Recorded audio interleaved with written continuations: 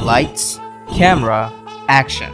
Every time you play a game made by Rockstar, you immediately feel different. Even if you didn't know that you were playing a title by Rockstar, you could still guess it. You move in other games, and you move in a Rockstar game. It feels different. You fight in other games, and you fight in a Rockstar game.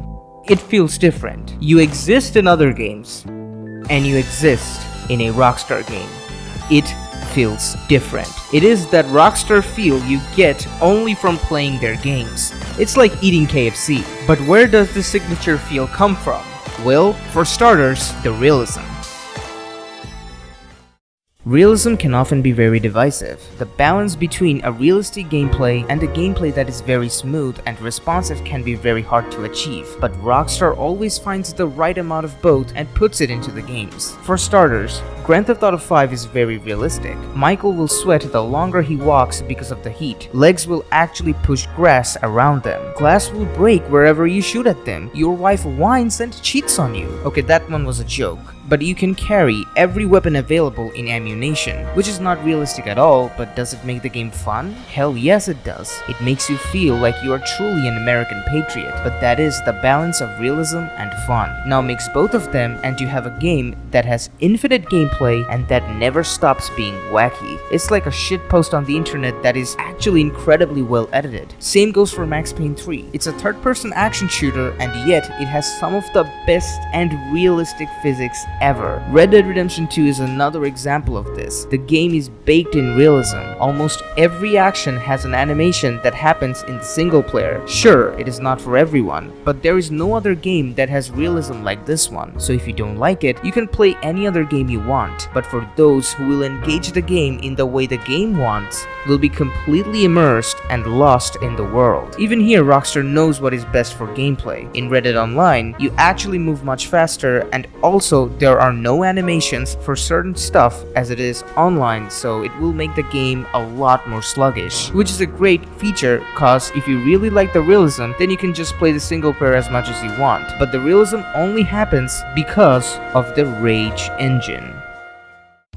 The main reason when you play a Rockstar title and get that signature feeling is because of the engine they use to make their games. They have their own proprietary engine to develop the games known as Rage, which is short for Rockstar Advanced Game Engine. Unlike how a lot of AAA games use Unreal Engine, Rockstar uses their own engine which gives it a unique feeling.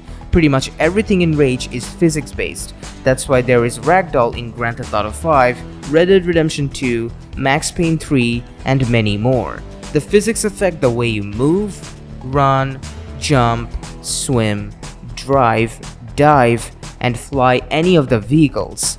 The render distance and the AI of every NPC is also almost always more advanced than the competition. In Grand Theft Auto 5, you will almost never see a car spawn in front of you. That's because vehicles are always spawning outside of the player's line of sight. It's a different story in GTA Online, but it helps to make the player be more immersed into the game as it actually feels like the NPCs are real. And all of this works in addition to the physics. As I stated, that physics is pretty much applied to everything in a Rockstar game. In Red Dead Redemption 2, you actually shoot the gun when your character physically presses the button, or the trigger in this case. You can make other NPCs do that, and sometimes it will completely blow your mind because of how real it feels. And the only way you can achieve it is by putting physics in your engine in every manner possible. Sure, it is not perfect, but perfection is not what this video is about. It's about that Rockstar feel, and all of this just makes the world feel more alive.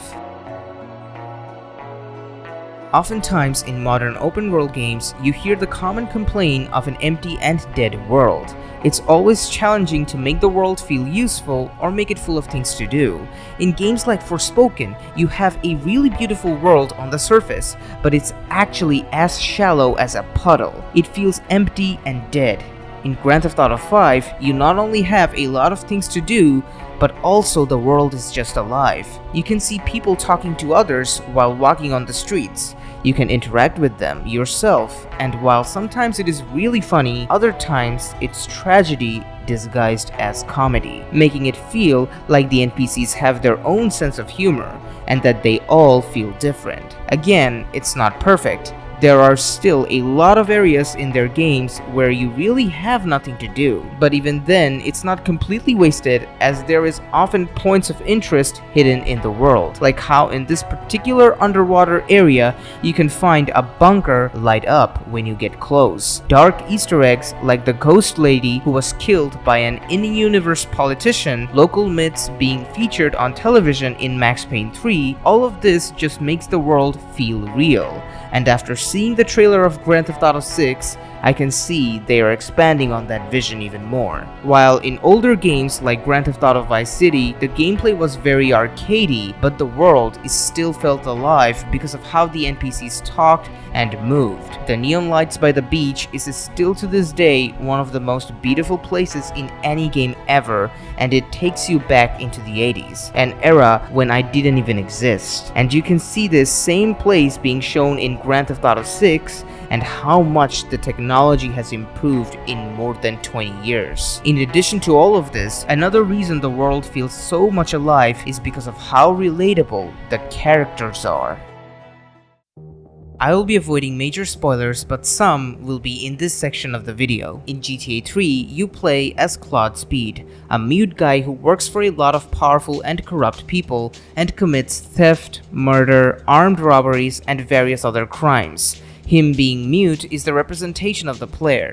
The player is not talking to these NPCs, which is why even though Claude is a complete psycho, you can still relate to him as you are truly having fun causing mayhem. So many games try so hard to make their characters feel relatable, and they all fail miserably, while GTA 3 is like, hey, take this gun and this bat, now go and turn everyone into a tomato paste. You know what I mean? Same case with GTA Vice City. You are in the 80s, it's about being a drug kingpin. Immediately you realize that the people you are working for will betray you and are not trustworthy at all. It engages you right from the get-go as you have a motive to move in Vice City and become a kingpin. In GTA San Andreas, you play as Carl Johnson. CJ comes back from Liberty City, which is where GTA 3 takes place, to San Andreas as he finds out that his mother has been murdered. But as soon as he lands his feet, he is immediately treated like trash and is being framed as the murderer by corrupt police officer Tenpenny, voiced by Samuel L. Jackson. So, to avenge his mother and to find out how his family is torn apart, you go on a journey and it immediately resonates with the player.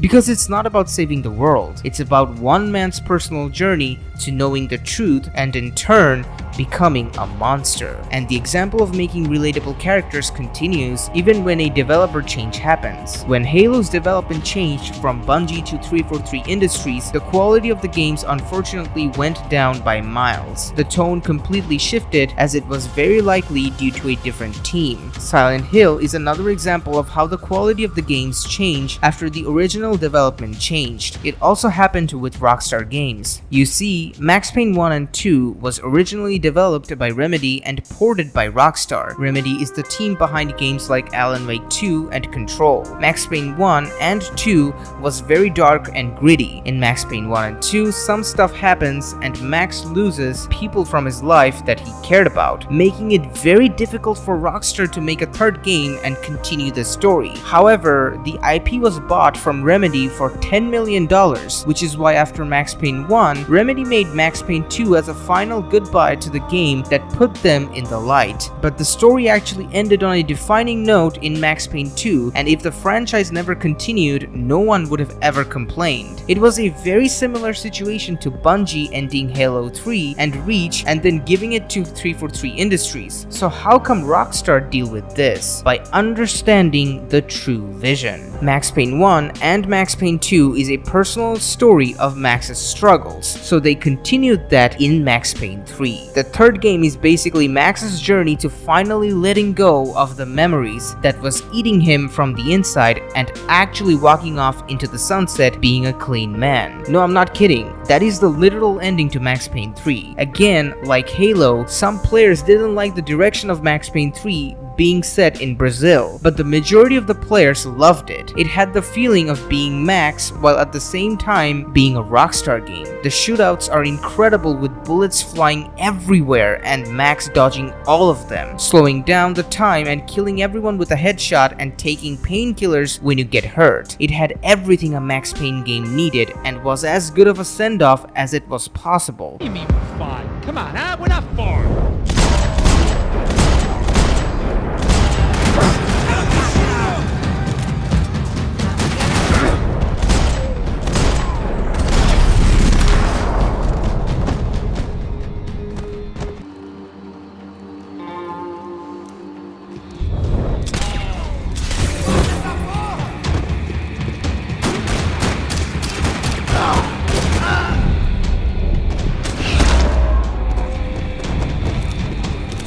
I didn't want to think about what would be happening on that video feed now.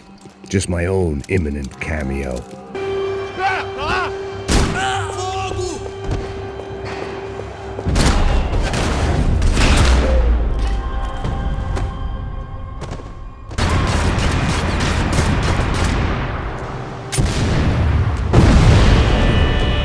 If someone had told me 6 months ago this was where my life was headed, I'd have ordered a double of whatever they were drinking, drunk it, then blown my head off.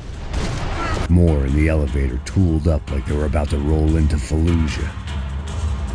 And of course, they were headed my way.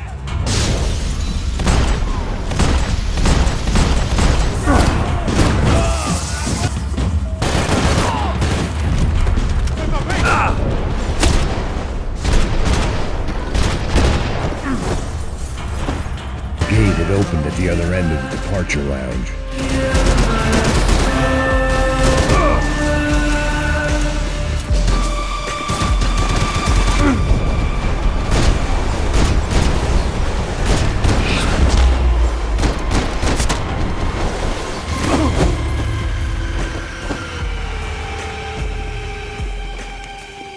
And it all came to life because of the legendary voice behind Max Payne, James McCaffrey. Rest in peace. And in all of this, you can not only relate to Max, as everyone has to deal with their loved ones passing in one way or another, but also feel the traditional masculinity.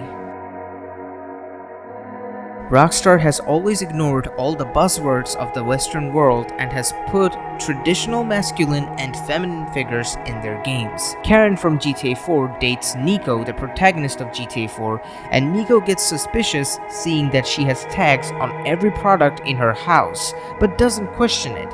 Later on, he finds out that she is actually working for the government and was watching Nico this entire time. In order to get close, she dated and had sex with Nico. However, Kate on the other hand not only cared about Nico, but was the only girlfriend in GTA 4 that Nico couldn't sleep with, and to make it make more sense, they made her conservative, which means premarital sex is a no-no on her go. But the relationship between her and Nico is way more meaningful and eventually becomes the main reason behind one of the two endings of GTA 4. In Red Dead Redemption 2, Arthur was hated from the beginning by a lot of fans because they couldn't play as John Marston from Red Dead Redemption 1. However, the opinion about Arthur completely changed after the game came out.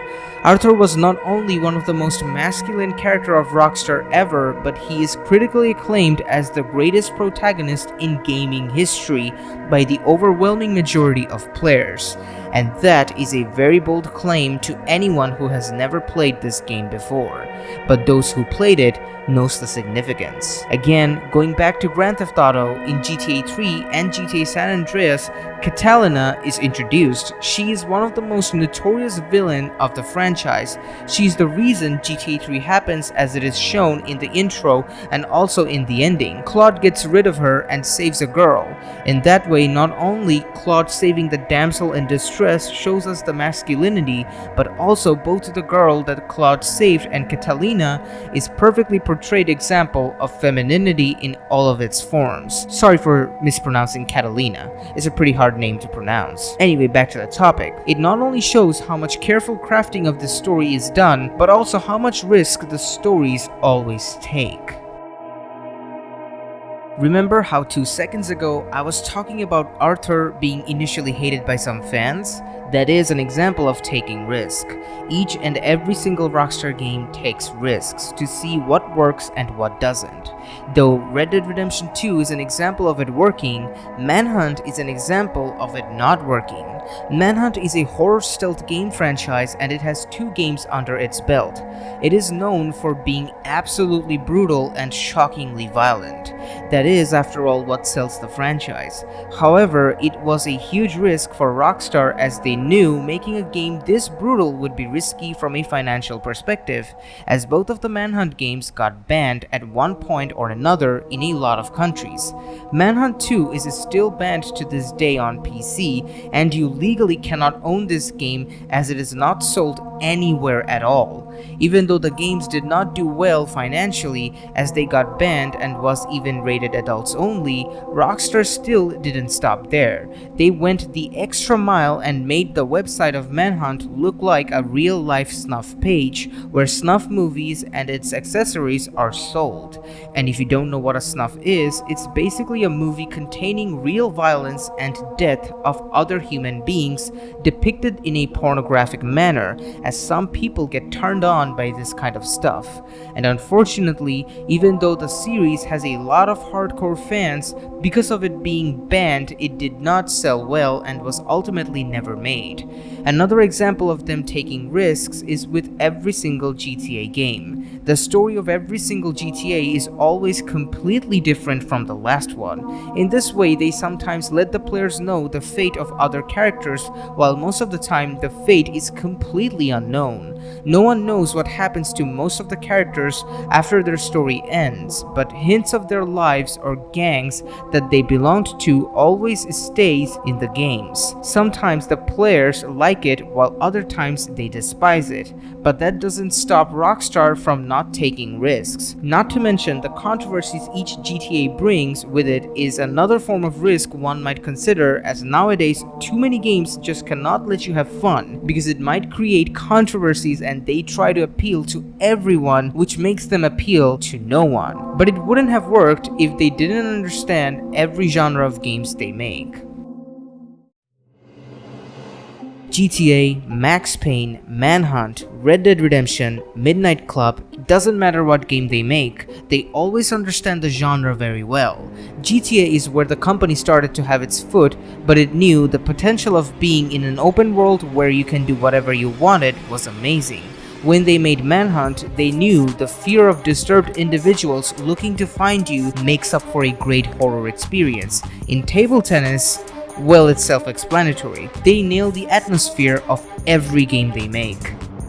LA Noire is a detective game, and guess what? It makes you feel like one. GTA Vice City takes place in the 80s, so the music, the world, and the NPCs gives you that 80s feel. It immerses you and takes you back in a time in which you might not have existed. In GTA San Andreas, you can find the orange and warm haze taking you back in the 90s. Manhunt 1 and Manhunt 2 takes place in the nighttime for them to be an efficient horror game with dead bodies that are brutally treated, which adds to the scare factor. GTA 5 takes place in the year 2013 and everything in the game reminds you of that time. From the sunny streets of Los Santos to the screaming kids in GTA Online begging money drops from modders who ends up trolling them. It has that unique and cinematic feel that nothing else can quite replicate. Lastly, Red Dead Redemption 2, being literally full of shit, brings you back in the Wild West and reminds you the struggle of that time. But now, let me introduce the jank that every single Rockstar game has. Especially the older games like GTA 3, Vice City, and San Andreas has a lot of jank. and the newer titles also have a lot of jank because of the advanced physics, but it is the kind of jank that adds a style to the games. It puts a comedic spin in all of the games. Jank can often be extremely annoying, but it can also be very funny, and the best example of this that comes to mind is Cyberpunk 2077 at launch.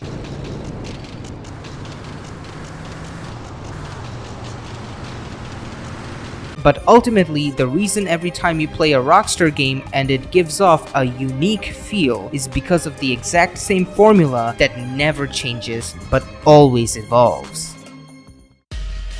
Every single GTA and other open world games by Rockstar always follows one formula, and you can even see it yourself. In every GTA, including GTA 5, you go to a point to start the mission. Then at the bottom of the screen, the game will tell you the objectives. Then the objective will appear on the minimap, and while you are going there, you will engage in conversation to the NPCs.